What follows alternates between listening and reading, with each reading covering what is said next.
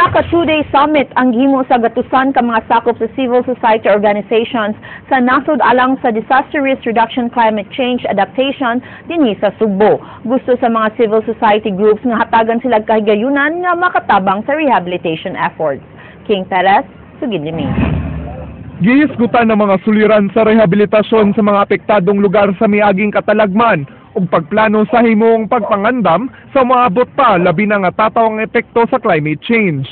Tinguha sa mga koalisyon ang pagbugna og usa ka agenda nga ihatag sa National Disaster Risk Reduction and Management Council, Department of Interior and Local Government ug sa OPAR kon Office of the Presidential Assistant for the Rehabilitation and Recovery.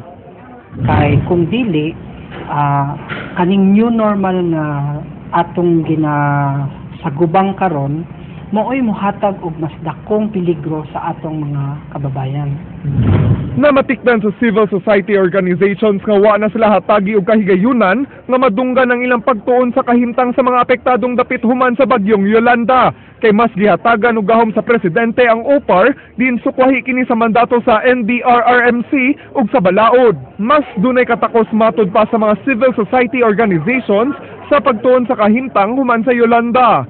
No, kay ang focus sa rehabilitation o labi na sa mga tabang nga ginahatag sa mga international NGOs nakatutok lang sa coastal communities. Pero usahay nakalimtan na ang indigenous peoples usapod sa mga dako ang epekto sa Yolanda, no? Pero kani mga kabayan naapod ni kinahanglan na pakanon, naapod ni kinahanglan na tabangan. Gikwestiyon sa maong grupo ang paggahin og pondo sa mga proyekto o programa sa rehabilitasyon. Lakip na ko ni tuman ba sa Build Back Better principle ang gobyerno. Wa sab kuno malakip ang tanang sektor sa rehabilitasyon. Lakip na ini ang mga indigenous people. Ug wa kayo hatagig pagtagad ang mga kababainhan sa Cash for Work program. Ug gusto sab nilang masayran kung ngano ang mga international non-government organizations tasagdan raman nga moduma sa pagpatuman sa rehabilitasyon. Kung ang utilization ni ining kwarta mopadung lang sa mga consultant, sa administrative, sa pagpalit sa mga bagong sasakyan o sa pagpatindog sa mga infrastruktura nga kanhi ay pa napakita na nga dili makatabang sa DRR o CCA sa atong komunidad, kaning kwarta mausik lang. King Perez, News 5. Gisugdan na og demolish sa City Hall ang tanan nga mga illegal structures nga gitukod lapas sa 3 metros nga easement zone gikan sa Daplin sa Sapa. Leslie Caminada Vistil, Sugid Limi. Way nahimo ang mga nag-abang ug nagpuyo dinhi Daplin sa Sapa sa may dalan Salvador, Barangay Labangon, human gidemolish sa probe team ang ilang gipuy-an. Hinuon way kagubot nga nahitabo tungod kay dugay naman diay nga pahibalukan nila ang demolisyon sa ilang mga balay. Sa inyo makita may tungtong na gyud sa baba sa Sapa pining panimay nga gipanagian ni Delano. Timailhan nga nakalapas kini sa 3-meter easement zone nga measurement gikan sa Sapa. Ano siyang baba padung dito na gyud sa ubos niya. Kaning kuana, yang balay ni umbaw na ni sa Sapa. Ni kawat na sa space above sa Sapa mo na nga ni backfire sa kuan mo. Balik na ngadtong tubig sa babaw. Una nga nagproblema sila dinhi. Ato na ning itagaan o pagtagad sa mayo. Apan mireklamo ang tag-iya sa balay nga si Delano Minggito kung nganong sila ra ang gipang demolish nga lakip nga nakalapas ang mga balay sa pikas nga bahin sa Sapa. May question usab kining naninda og nangabang kung nganong karon lang sila maimplementar sa mga demolisyon. Nga mo itang gusto mahita mo ba nga maguba sa diri both side unta.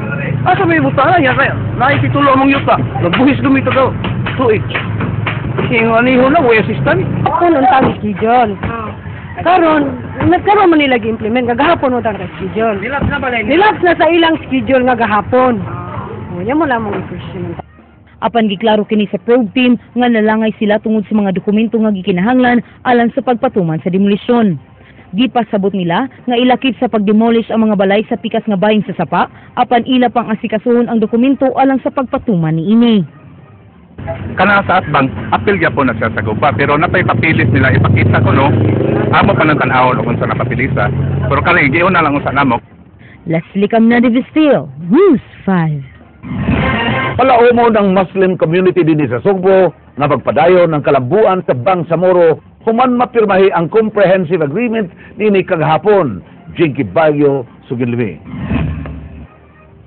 Nalipay ang Muslim community din sa Sugbo sa gipirmahang 5 ka pahina alang sa Comprehensive Agreement on the Bangsamoro tali sa gobyerno ug sa Moro Islamic Liberation Front dito sa Malacañang kagahapon.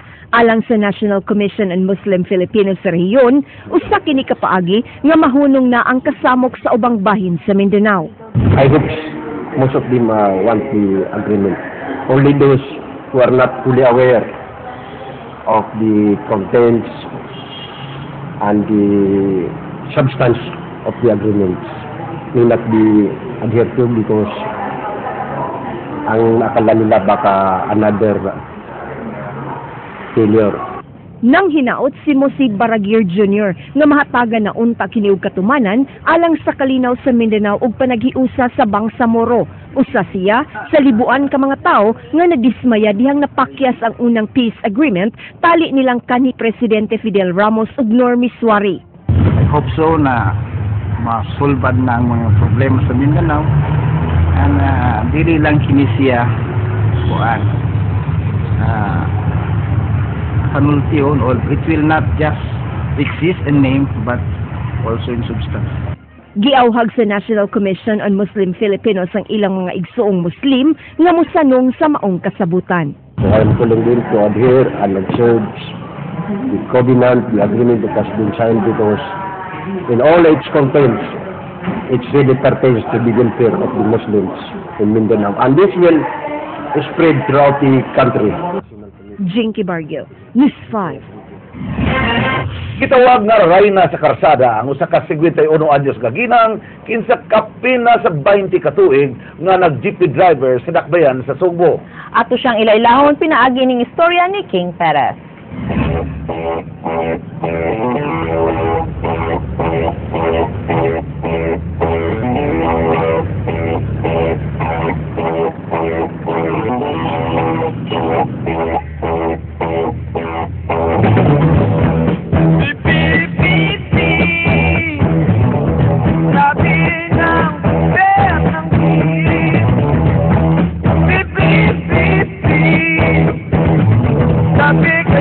Full-time nga asawa o ginahan kon adlawan.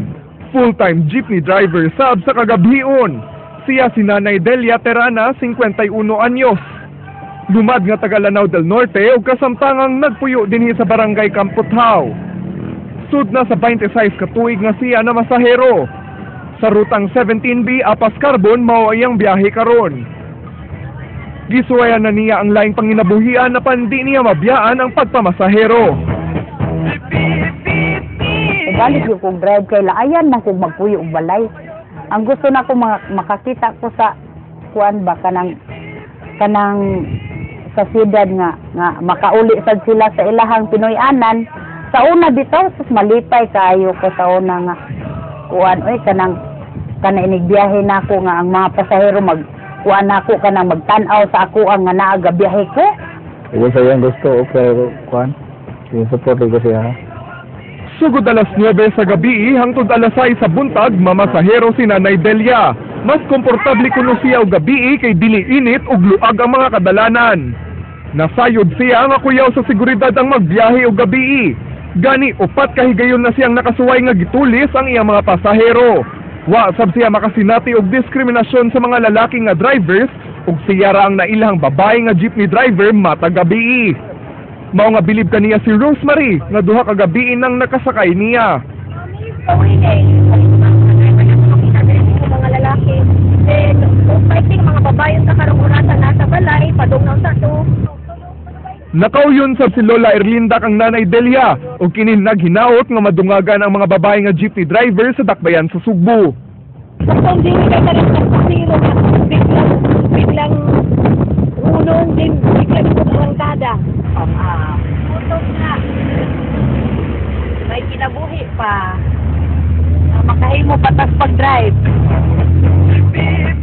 Ug kadtong mga babae nga gustong musunod kang Nanay Delia, doon na siya mensahe alang kaninyo.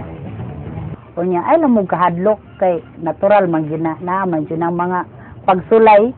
Pero kinahanglan jud ka og strong determination pa daog ka sa imuhang kahadlok Hadi yung ka kuan di yung ka mahimong driver nga kanang pareha nako nga lahutay gyud.